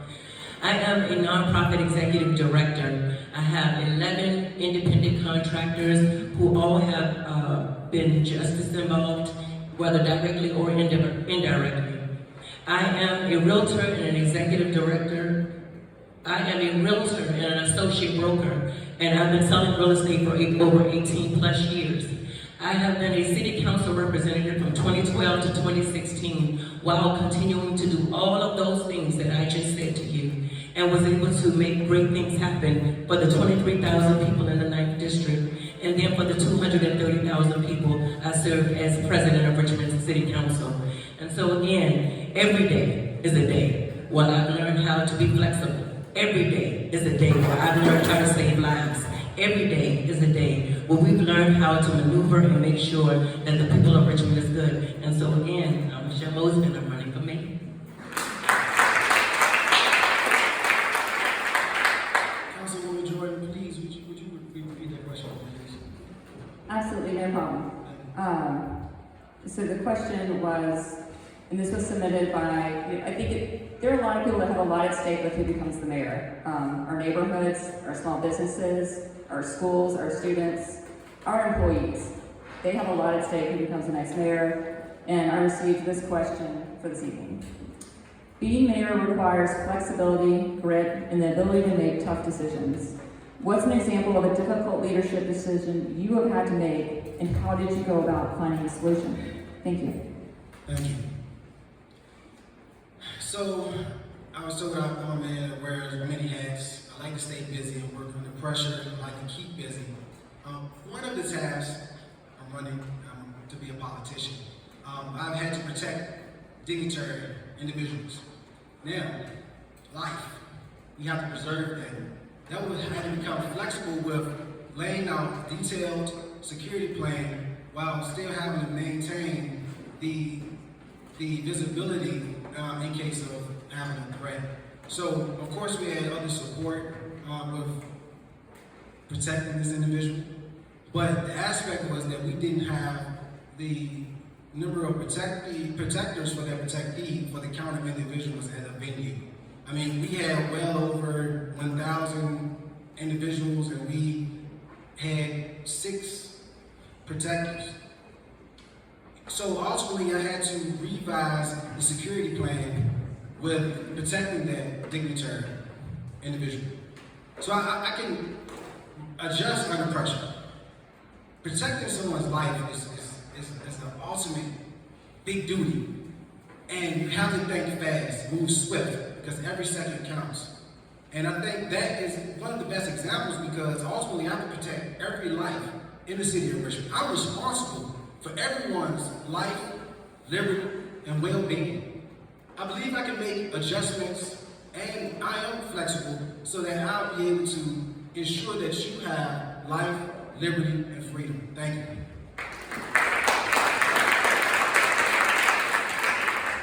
Wonderful. We are going to move into closing comments. Each candidate has 2 minutes. We're going to do it in reverse alphabetical order from where we started, which means, Mr. Rodet, you get to start. Thank you. And if you'd like to stand, it's up to you. If you're comfortable, stay where you are. Thank you very much, and thank you for hosting this, and thank you all for coming. I mean, it's great to be here. It's wonderful to spend time with you all, and civic engagement is really important, and I, for one, am thrilled that you all showed up to have this conversation in person. There's 2 things that I'd like to bring up that we haven't talked about this evening, so not going to be a traditional closing statement about me, just want to bring some things to our attention collectively. One topic we did not discuss is how important collaborating with the General Assembly is for the future of Richmond. There are many projects where we are going to need not just support from the General Assembly, but hopefully support from a governor that is not Governor Youngkin to move our priorities forward. And some of those are dollars and cents issues, like money for the combined sewer overflow project.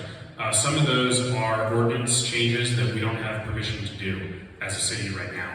So we are going to need to partner with our General Assembly delegation. I think that's a core part of the job description for the next mayor. The other topic that didn't come up tonight is we are, this week is the 2-year anniversary of the fall of protections for reproductive health all across this country. And I unequivocally believe the next mayor needs to be a champion for protecting access to reproductive health.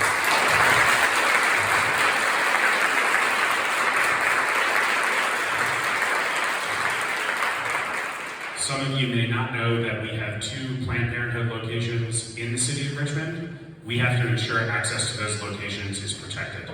We see the data in the newspaper. People are coming here for reproductive health care from all across the country, so we have to protect that. Those are 2 topics that we didn't cover that I think are important to discuss in this mayor's race. I really appreciate the opportunity to be before you tonight. I'm Harrison Rodet. I'm going to be working hard every single day all across the city to earn your vote. I encourage you to come up and talk after, introduce yourself. Would love to get to know as many people here as possible, and appreciate the opportunity to be with you all tonight. Thank you very much.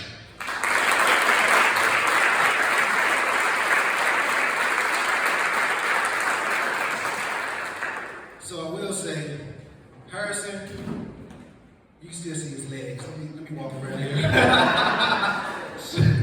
So ultimately, I was born and raised here in Richmond. I love Richmond. I graduated from HBCU here in Richmond. Having an opportunity to step up as a 34-year-old in Richmond, as someone who's a community organizer who had to step into communities and mitigate violence because there were beefs. And I wanted to make sure that we preserve life. I do that because I'm from Richmond. And I can go in any neighborhood and connect with individuals. But the key element is community. I look for each and every one of you to join me in this effort for community, to build and forge one community. Ultimately, I'm not here to make it sound good. I'm not here to make it look good. I'm here to get the job done. I put my life on the line each and every day. Individuals have no idea. I've had to carry individuals that have been shot in between gunfire over my shoulder. But saving a life will always haunts me. I saved that one life just so that individual to take another and to end their own life. So what do we have to do? We have to step forward and push for our mental health. We have to give everyone opportunity for intervention. Let's be kind. Let's make it happen. And let's move forward. This is 2025 year, and I look forward to be your mayor. I look forward to be your friend. I look forward to be your servant. I look forward to listen. I look forward to collaborate. I look forward to work. Thank you.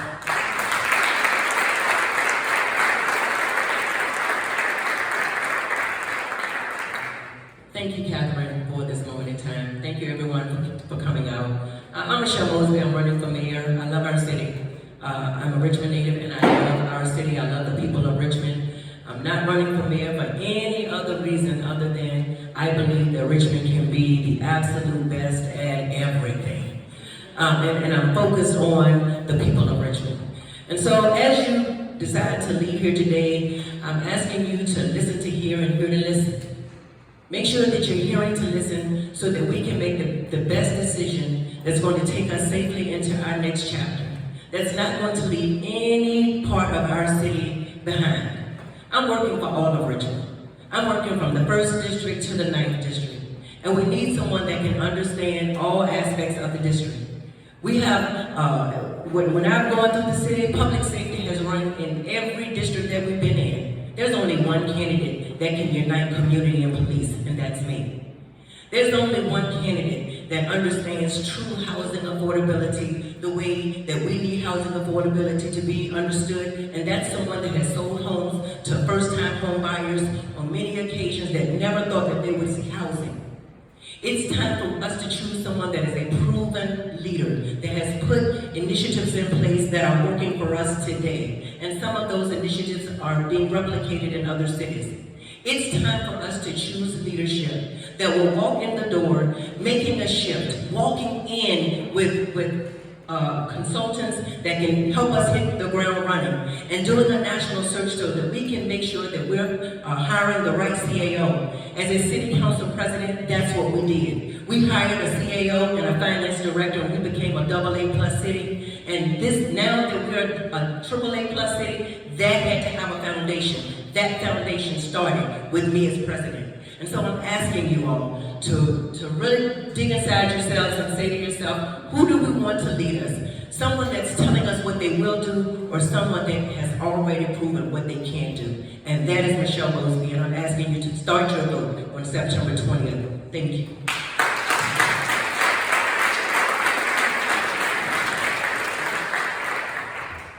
On November 5th or September 20th,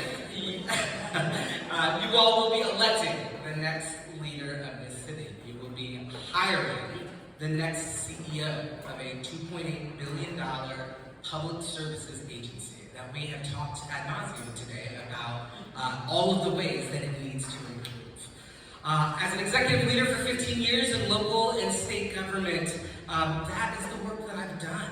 I have done the work to improve culture, to improve service delivery, to make organizations better. As the local health director, one of the things we did was build a network of 8 clinical access points in the lowest income neighborhoods in the city to increase access to healthcare for our most marginalized communities. In 2018, I was asked by our neighbors in Henrico County to lead their health department, but I said, I love this city, I'm committed here. And so we brokered a deal where we actually merged the health departments. We created the Richmond Henrico Health District, and one of the best examples of regional collaboration that we've seen here.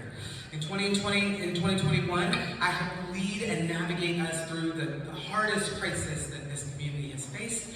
And over the last 2.5 years, I have spent my time as Commissioner of Social Services leading a $2.6 billion agency, successfully advocating for over $200 million of new funding for IT modernization and digital transformation, so that we can make it easier for low-income folks across the Commonwealth to access much-needed services.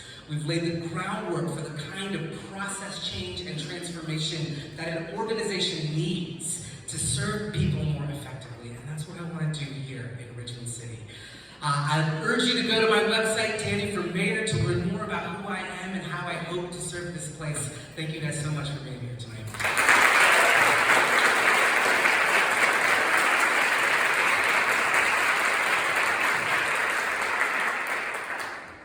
You've got a tough job, because you got to pick one of us, and you only get to vote for one of us. So I'm very proud of being on this ballot. I think we've got an incredible vision for the future of our city from multiple capacities, and I'm really proud to be part of this campaign for this year to try to be your next mayor. One of the things about me personally is, my wife and I live in the museum district, and I'm known for riding the bus. I ride my bike to and from my business, and I walk a lot of places. I would have done those here, but I would have probably sweated through my suit on the way, so I just wanted to make sure we used our one car to get here. The reason why I say that to you is because I believe that my experiences as a resident, as also a city council person, as a business owner, as a city employee, have prepared me to understand what the roles before the city are. I'm really proud of the accomplishments you've elected me to do for the last 2 terms. I really think we made a lot of investments in making our schools fun, really trying to compete in the region. I also think we've done great work in funding our streets, making sure we have better transportation options citywide, fare free access. I also think we've done a lot of work in terms of making sure we're focusing on the safety of our streets. You know, when you've all emailed us about challenges with speeding, challenges with pedestrian and deaths and fatalities, you know, I did a national best practice search across the country. And I asked my peers that are on city councils and mayors across the country, what's the best solution for this? And they all said, create a Department of Transportation, organize strategically how to do that. And so in 2022, I introduced legislation requesting that the next budget, which would have been last budget, have a Department of Transportation. Why? Because I want to align the resources to meet one of the biggest, easiest concerns we have, the safety in our streets. It's been ignored by the mayor for the last 2 budgets. I want to finish the work you elected me to do. And for me, that's one of the biggest things that I feel like I bring to this campaign. Is I'm the one who's been on council the last two terms. We've made a lot of progress and worked together on policies and budget. I understand the job, but how hard being a council person is. I also want to make sure I empower our council in the next term to be the heroes of making sure they're meeting what you're asking them to do. And for me, I think that's what I bring across the spectrum of my experience, working across our budget, policies, legislation, tough decisions, and I want to carry that into our next budget. AndreasAddison.com if you want to learn more. Thank you.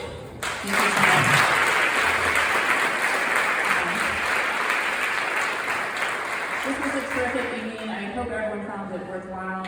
I want to acknowledge our school board chairwoman, Stephanie Rizzi, who has joined us. We're so glad that you came. Chairwoman Rizzi is also the school board member for Dogwood Middle School. And I will give a shout out. Let's try and get air conditioning in the gym. Because if it's not in here, the gym doesn't have air conditioning. So please, as we started this meeting, I want to make sure everyone stops by that PTA desk, reaffirm your commitment to our public schools. They need your help.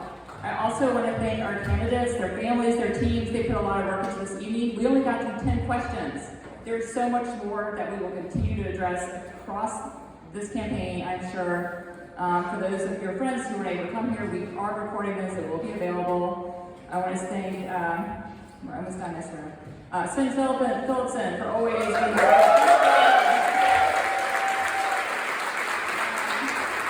And obviously, everyone here who is engaged in following this, local elections matter. Stay engaged, get to know the candidates, volunteer. I can go on and on, but it's a little bit hot. We're going to do a quick group photo. Thank you, everyone, for coming tonight.